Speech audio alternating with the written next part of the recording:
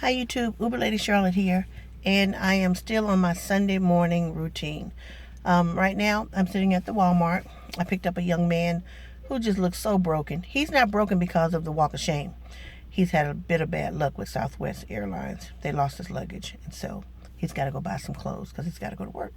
But anyway, I thought I'd tell you real quick about my trunk lock.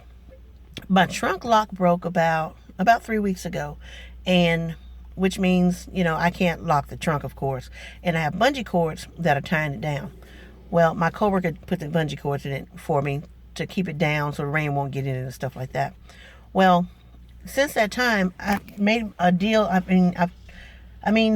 stay away from hotels. I stay away from the airport. I try, because I don't want to have to open that trunk.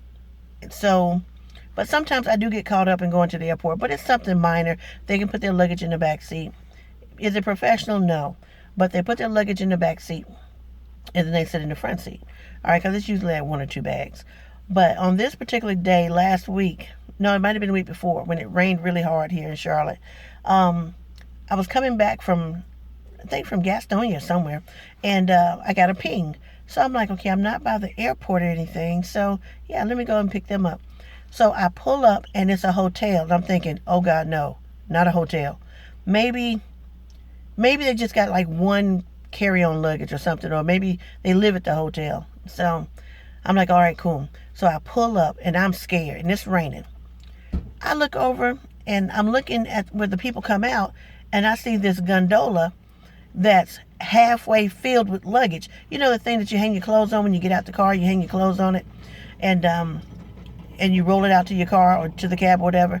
This thing was packed full of luggage like they were getting on a ship, or it was cargo for a cargo plane. It was full. I'm like, no, God, please don't let that be for me, because I can't put all that luggage in the car. Well, worst fears were met. It was for me. I'm like, oh gosh. So I'm looking in the back seat. I'm thinking, okay, I could stack everything. They had like the two biggest luggage pieces you could carry. It was two of those back full. And then on top of that, there were 2 or 3 carry-on bags. And then I'm like, gosh, that's a lot of luggage for a lady, because a lady answered the phone when I called to verify that I was in the right place. Well, then out comes the door. It's her husband, a baby in a car seat, and the mama. And the mama was a plus-size lady like myself. And all this luggage, and it's raining. I'm like, oh God, what am I doing? What am I going to do? So I said, look, let me explain.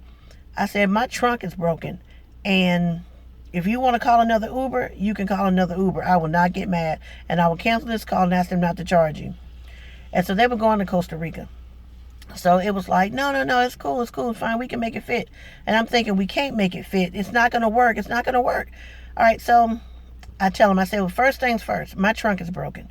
So we have to go back here and unhitch the bungee cords from each other that are already stretched beyond its tension, okay, resistance. So he says, okay, I can help you. So I lift up the trunk lid as far as I can lift it up, because it's tight now. It's tight with the bungee cords. And he sticks his hand under there, and he's struggling to unhook the 2 cords that make like a T in the trunk. And I'm saying, come on, you got to be strong. Just be strong. Just got to take your time and watch your face and watch your hands. You don't want that cord to hit you in the face. He said, no, I got it. The people at the hotel are looking out the window and the front door, and they're laughing. I'm like, oh, gosh, it's bad enough my car is ugly. So, and then on top of that, now they got to see me ghetto rig this thing with the trunk. All right, so we finally get the trunk open.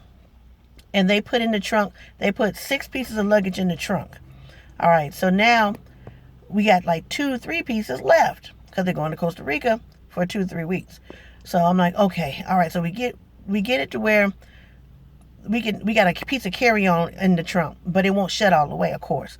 So now I can't put the bungee cords back where they go, because the luggage is sitting on top of the bungee cord that's coming from underneath the spare tire under the carpet in the trunk. So I got to rig it myself. Now, I don't know how to do stuff like that. That's not my thing. I don't know how to do that.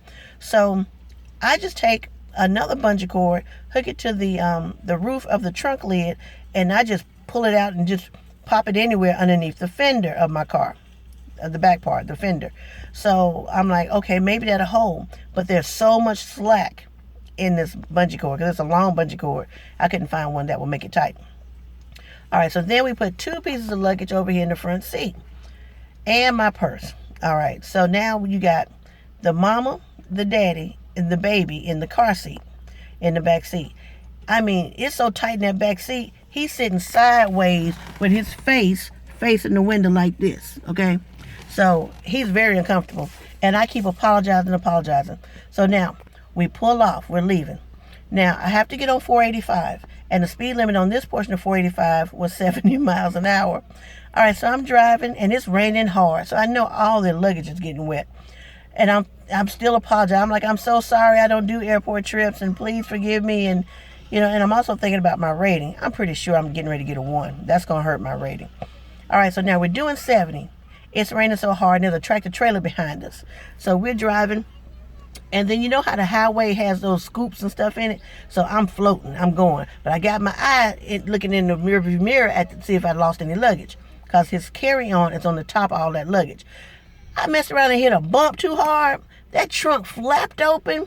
I said, oh shit, we lost the luggage, right? He looked back real fast, and I was like, oh snap. Then we saw the tractor trailer. He hit the brakes, and when he went back real far, I'm like, oh shit, I'm sorry.